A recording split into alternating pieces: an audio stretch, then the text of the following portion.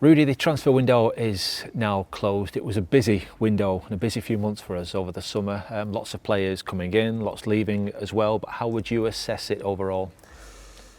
Yes, it was challenging at first because we had few people new in the building.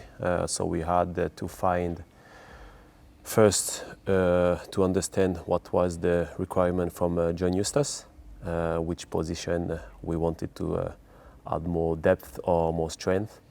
Then once this part is done, it was going in the market and see what was available for us. So using our recruitment department to identify the right players for the club and for John Eustace. So working all together with new people, it takes a bit of time. But then at the end of the day, I think we are all pleased with the players we sign. And the young players, we will be able to send on loan to develop. So now overall, I would say it's a successful transfer window. Is the most important thing that John is happy with his squad? He said he wanted more options, more players. When that window closed, did you get a sense from him that he could look around and he could see those options that he wanted? I hope so. I hope we made the team better than last year. We managed to sign experienced players, some with a lot of experience in championship. We managed to bring players from abroad, coming with different backgrounds. So we try to have a very good blend of players and obviously John Eustace has to be happy with the team because he's going to be the one to manage them. So he's probably the first concern about the players we're going to bring.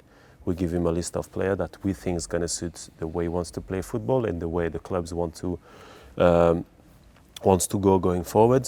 So now we're pleased that at the end of the day we try to make everyone happy, and we can see with the result we had in August that it seems that the recruitment is working. 10 senior signings. There were some development players in there as well. Those senior signings, they came sort of in two blocks, didn't they? There was a block of I think 5 early August, late July, and then there was another group right at the end of the transfer window. Why was it that there was two sort of groups like that? So the first 5, I would say, is like some players we did some work previously on them, or players who are free of transfer and we knew because obviously in championships they're well known. So we knew we needed to add experience. So we brought Andy, Danny, and Kyle for that. Yuki and Maktar was on our radar for a while, and summer was a good opportunity. So we did some work on them to be able to bring them. And we brought also a young player for emerging talent with Exose Mafumbi. Then we took a bit of time to add more players for different positions. After a few games, you can identify where you need players. That's what we did. So we broke the second slot of player at the end of the transfer window. And we think we made the team better. And obviously the head coach wanted to add some players into that, and that's what we did. Give me an idea about the players who joined last week then, just before the deadline closed, and why everybody felt they were the right players for the club. Obviously we needed a keeper to challenge Percy, so we need to replace Leo by someone. So we're very pleased to welcome Todd. Then we had a few positions we needed to add some depth into it. We lost Sammy. We needed to replace Sammy, which you don't replace Sammy, you don't replace 33 goals in a season. But we're very pleased with Todd coming in the building because we think he's going to bring some class, some talent into the team and some creativity. Then Lewis Becker came in the radar. He was in our list for a while, but you know sometimes the opportunity is not at the right moments. Now he was available, so we know what Lewis can bring on the pitch. So also that was a no-brainer for us to welcome Lewis in our club. Then we needed a bit of, I would say, youth, new talent coming in the building. That's why we went for Amario at Brighton, because we think he's a real talented player and he will have a very bright future at the club. And with John Eustace, well known to develop young players. Owen Beck on the left. We needed to have some backup for Harry Pickering.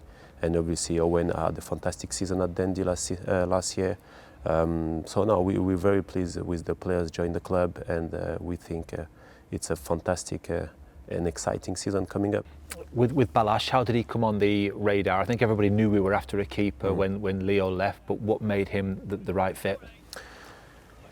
We check the data because we're working with data too. We check compared to the level of the league over there, expecting save and all of that. So we've got Ben Benson, our goalkeeper coach, who give us the right filter for the player, and he came up with this keeper. He came up with Todd and said that we've got a chance to sign him. He's a very good goalkeeper. Maybe we could check deeper into it. So that's what we did with the recruitment department, and then we were all aligned in the decision, and we decided to bring him in the club. With any player who comes from abroad, how much is there a time of adjustment and getting used to the English game? With some people it seems to work straight away, like we're seeing with Pape and Yuki. With Balash, is he someone you feel might be ready to challenge immediately, or is that more of a long-term signing? I think he will be able to challenge straight away. He played some high-level football game in the European League. He's international, so I think he will be ready to challenge anytime from now. It's going to be a good competition between our keeper. Percy did well when he was playing, but it's good for the club going forward to bring some competition at every position. So at the end of the day, we've got the best of our player. How big a signing for this football club was Todd Cantwell? He's a player with obvious talent, and he's had it for a long period of time. How sort of big a signing is he for this club? I would say it's a massive signing for us. Todd is an unbelievable football player. He's been doing this in the Premier League, abroad at Rangers. So he's bringing a lot of talent, a lot of creativity at the club. In this position, which is a key position for us, he will be able to make the link between our defense and our striking force. So now we are very pleased as a club to be able to do this permanent move for us. This opportunity came at the end of the transfer window, and we jumped on it because we think he's the right player for the club. Is that a big thing, that it's a permanent deal as well, that he's now our player, our asset? Yes, especially at this age. He's 26 years old. We think that he's got a lot to do for himself and for the club. So it was good for us to be able to build in the long term, not just for 1 year loan season. It's always better to have the players as a permanent. So you build for the club and not for a different club. It's a bit different for Amario. He's a young player, as we know he's going to be impactful when you come on the pitch, and if he's doing well, that's up to him. But for someone like Todd, it's always good to have experience and quality and talents be part of the club. Throughout it all, Rudy, how difficult was the balancing act on the financial side of things? There have been players who've left the club this off-season and we've brought money into the football club, and how sort of big a factor was how much was reinvested in the squad going forward? First, I would say I would like to thank the board and the owners, because they've been very supportive during this transfer window. That's why we'll be able to bring that amount of players with a good budget. I think we are now in a good position in the league to perform because of that, so that's important to underline it. Obviously we use the money, a bit of money we had from the transfer we did, but we have to understand that it's not because a player has been sold for 10 million that we've got 10 million to spend. We don't have the full payment up front, so we have to all to understand that. There is also some financial fair play rules we have to follow. So it's how we can manage it to bring the best during the transfer window. That's what we did. So in terms of a salary restriction or financial fair play, we're fine with that. There is no problem at all. We've been able to spend a bit of money to bring talented players. So now we're exciting. We've got the full support from the owners. I repeat it, but that's very important. And the board has been fantastic to trust us in the process.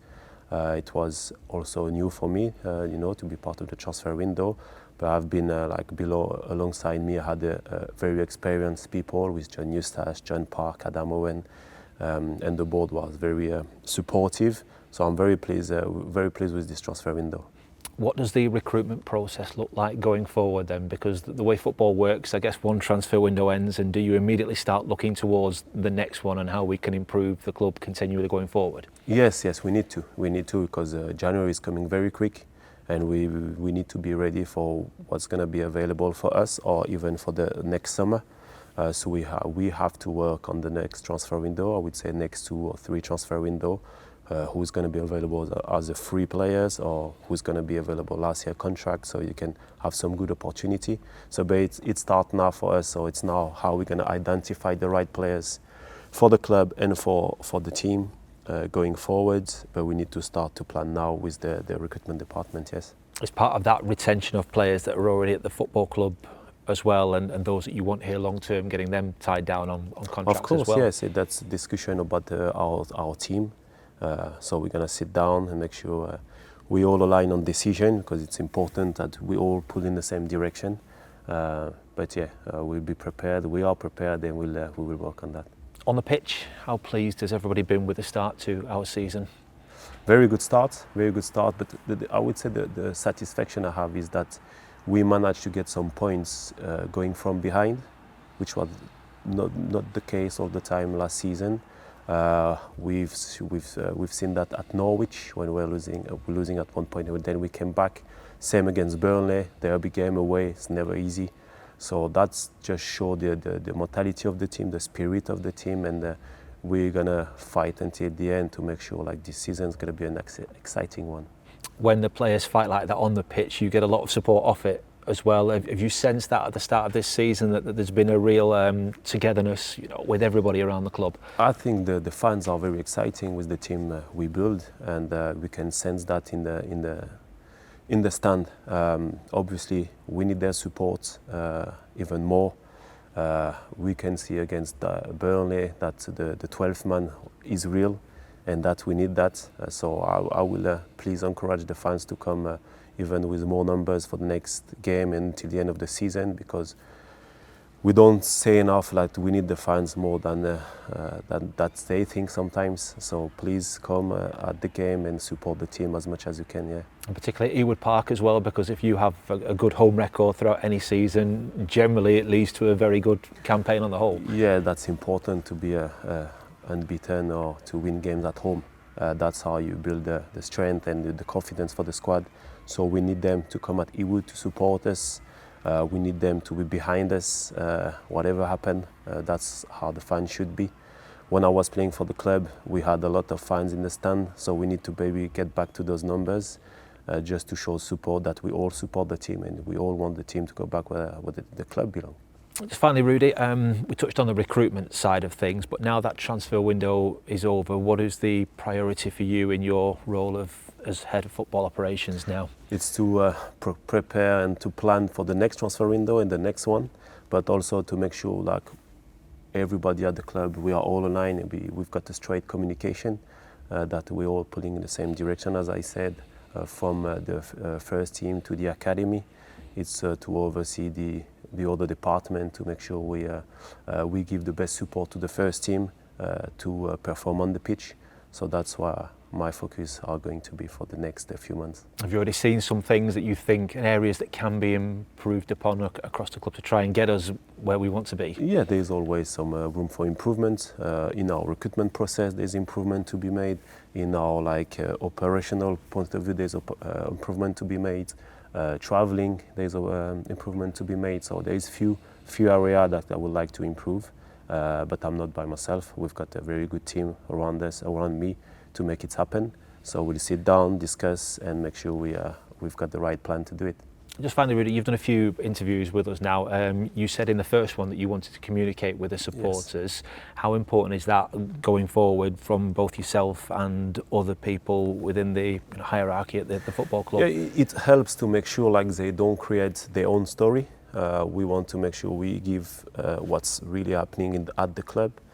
So I will be happy to do it once a month. If the fans can ask some question and we organize that, maybe that's something we can do to make it happen, and then we'll be happy to communicate as much as we can with them.